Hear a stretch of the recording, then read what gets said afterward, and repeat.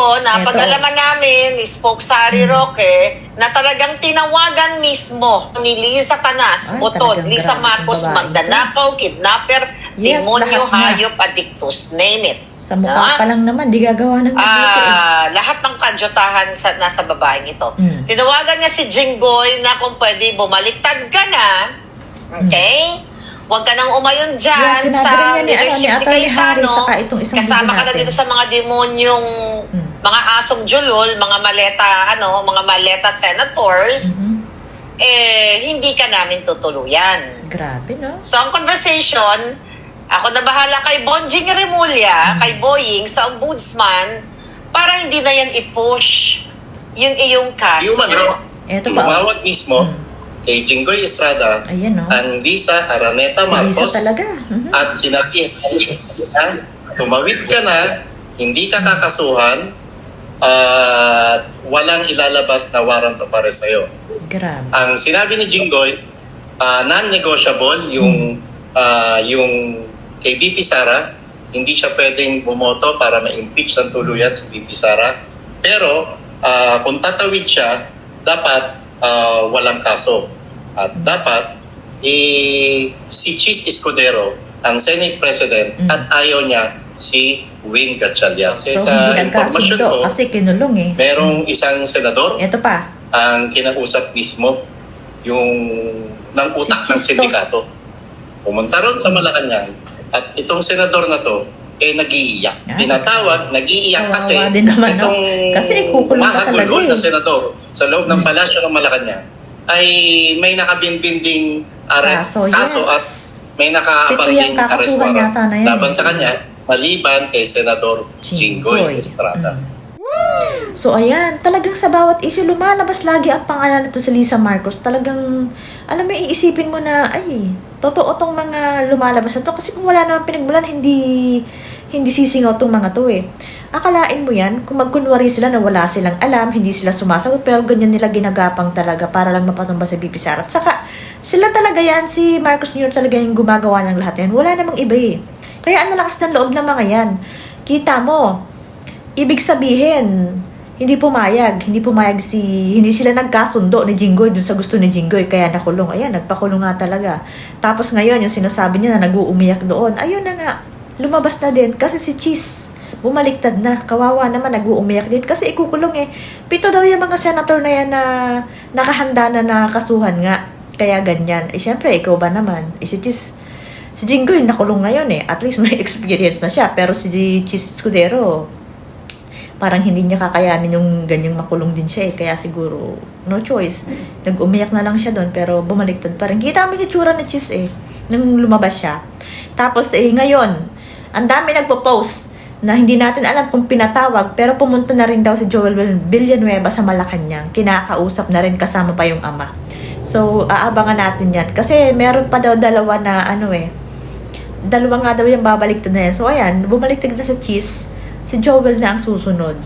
Kasi kakasuhan silang lahat Ikaw ba naman yung mahirap din, pero sana manindigan na lang sila kasi makikita naman ng mga tao yan Nag-speech si Jinggoy Estrada patungkol sa, gusto niyang, yan na sinasabi niyang abangan ang susunod na kabanata dahil nga siya ay kinakausap. Alright? Kinakausap siya na bumaliktad na at umayon na sa mga demonyong minority o Ulaga 11. Okay? Napag-alaman namin ni Spokesari Roque, after talaga na nagkaroon ng leadership change dyan sa Senado, ay talagang si Jinggoy ay tinatrabaho na ng Bangag Administration, which is si Lisa Tanas. Ito, reliable source, na talagang tinawagan mismo ni Lisa Tanas, Butod, Lisa Marcos, Magdanakaw, kidnapper, demonyo, hayop, addictus, name it. Lahat ng kadyutahan nasa babaeng ito. Tinawagan niya si Jinggoy na kung pwede bumaliktad ka na, huwag ka nang umayon dyan sa leadership ni Cayetano, kasama ka na dito sa mga demonyong mga asong julol, mga maleta senators. hindi ka namin tutuluyan. Grabe. So, ang conversation, ako na bahala kay Bonjing Remulla, kay Boying, sa ombudsman, para hindi na yan i-push yung iyong kaso. Grabe. Na allegedly na 573 million ang iyong kickback, hindi na namin ipupush yan sa Sandigan Bayan.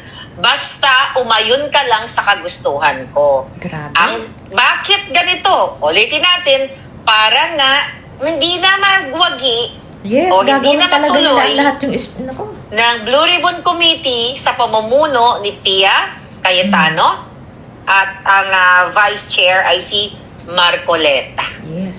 So yun ang conversation, okay? Sana ilabas to ng, since nakulong si Jinggoy ngayon, Ilalabas yun kasi abangan sana ilabas natin ito yung ni nakabanata, Presi, sabi no? ni Yung asawa Jinggoy. ni, was it Presi? Yung asawa ni Jinggoy, alright? So yun yung katotohanan, according sa ating source na kinakausap na, bumaliktad ka na. At saka binanggit niya yun na may Yes. kumakausap sa kanya. Alam din nila Marco. Hindi niya lang sinabi kung sino. Na ba, di ka namin tutuluyan Sinabi at rin hindi ni ka Cayetano. makukulong. Yan ang sinabi ko sa inyo, sisigaruduhin, ilalagay ni Bangag. Sino ang present nung time na ibinlag ko yun? Ilalagay ni Bangag at ni Santa Tana si Yes, yun Bonji talaga. Kaya yan nilagay pinilit. sa ombudsman Pilit na pilit yung kay Boying make na yan, sure na si Sara, number 1 nilang goal yan, si Sara Duterte na ma-impeach o makasuhan na kahit lahat i-exhaust nila yung mga fabricated crimes para mapilay nila o totally magurgur nila ang mga Duterte. True. Yun talaga Alright? yun. So, etong sila Jinggoy, ito yung mga Duterte aligned. Sila ay mga Nadamay collateral na yan. damage, ika. Kasi sa informasyon ko, Ito, grabe. merong isang senador ang kinausap mismo yung ng utak ng sindikato. Grabe. Pumunta ron sa Malacanang at itong senador na to nag-iiyak. Nako po, alam Babae mo or na. lalaki yung utak? Lalaki yung utak, doon nag-iiyak. At kung sino yung nag-iiyak na senador, lalaki rin. Lalaki rin. Alam na. So, umiyak yung senador, ha? Umiyak, nag-iiyak, Yes. tinatawag, nag-iiyak kasi kakasuhan din humahagulhol na senador sa loob ng palasyo ng Malacanang ay may nakabinbinding Yes, kaso kakasuhan at din. may nakaabang ding arrest warrant Naku po. laban sa kanya maliban kay Senador Jinggoy Oh, Estrada. iba pa kay Jinggoy. Pero itong si lahat Senator talaga Jinggoy, di ba isabi mo tinawagan yun. din ng isang babaeng utak? Yes. Base sa impormasyon ko, Pam, maaaring itanggi to ni Senator Jinggoy Estrada at syempre pwede rin itanggi ng Malacanang na di umano tumawag mismo kay Ayun. Jinggoy Estrada ang Lisa Araneta Diba? Marcos Si Coca. at sinabi tumawid ka na, hindi ka kakasuhan at walang ilalabas na warrant of arrest sa'yo. Ang sinabi ni Jinggoy, non-negotiable yung kay VP Sara, hindi siya pwedeng bumoto para ma-impeach ng tuluyan si VP Sara. Pero kung tatawid siya, dapat walang kaso. At dapat si Chis Escudero ang Senate President at ayaw niya si Wing Gatchalian. Ayun. So, ayan na nga. Grabe, no? Tuwing may mga ganyang issue, talagang yung pangalan ni Lisa Marcos ay laging lumalabas. Hindi kasi lalabas yan kung wala naman talagang pinagmulan, eh. At saka yung mga source na mga to, sinabi na rin to ni Atty. Harry Roque, talagang napagkakatiwala ang source yung nagsabi niyan. Kaya hindi yan lalabas at saka hindi naman yan sasabihin nila ng ganyan-ganyan kung hindi totoo, eh.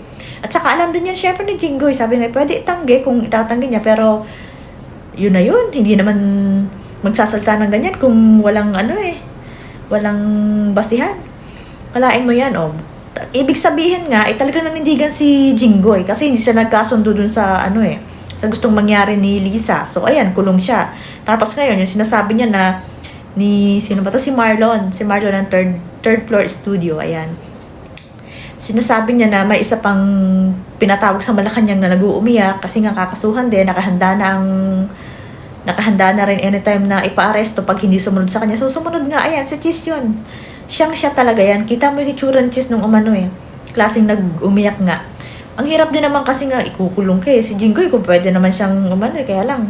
Kahit pa paano pala. Ngayon natin napatunayan na yung mga tao na tinitignan natin na, hindi, parang wala tayong tiwalang masyado. Yun pa pala yung mga kayang tumindig doon sa pinapanindigan nila, di ba? Tapos yan nga, ngayon, yung sabi ko nga, ang dami nagpo-post ngayon, parang minimension pa nga si Joel Villanueva kasi nga, Hindi natin alam kung pinatawag, pero pumunta na raw sa Malacanang kasama yung ama para makiusap dun sa mga bangag at kay Lisa Marcos na syempre, susunod na rin yun eh. Ikukulong na rin. So, abangan natin. Malamang babaliktad na rin yan. Sabi nga nung iba, di ba yung hearing kanina, yung hindi mag-share dun sa mga grupo ni Cayetano ng mga senator, kung sinong hindi mag-share dun sa mga page nila nung hearing, yun na yung maaaring bumaliktad. Kasi may babaliktad pa daw eh. Baka daw ay, ang hinala nila ay si Mark Villar pero hindi siguro si Mark. Yun nga, si Joel Villanueva. Kasi dalawa lang yan. Dalawa daw. Ang sinasabi nila before, dalawa. So, si Chis nga, saka si Villanueva na aabangan natin. So, ayan, napakahirap naman talaga. Tapos, nakakairita yung pag nagsasalita pa si Marcos Jr. ay bait-baitan pa, tapos tinatanggi pa niya, dun ka lalong iinit ang ulo eh. Kasi nagmamalinis pa talaga siya pag tinatanong siya, parang wala siyang alam palagi. Samantalang sobra-sobra na yung pagkisinungaling. Hirap pala talaga ng, ng bangag. Kung hindi talaga yan bangag, hindi naman ganyan eh. Wala silang pakialam sa mga tao kahit sinong masagasaan nila, masunod lang yung gusto nila. Akalain mo yan, nagkaroon tayo ng ganyan presidente, sumpa sa Pilipinas. Sobrang sama na nangyayari talaga ngayon. Kita mo yan ngayon, no? Kanina, ang daming sumuporta kayo dun sa hearing, ha? Kung talagang, nagtatawagan ng iba na parang standby lang kayo dyan kung ano mang mangyari.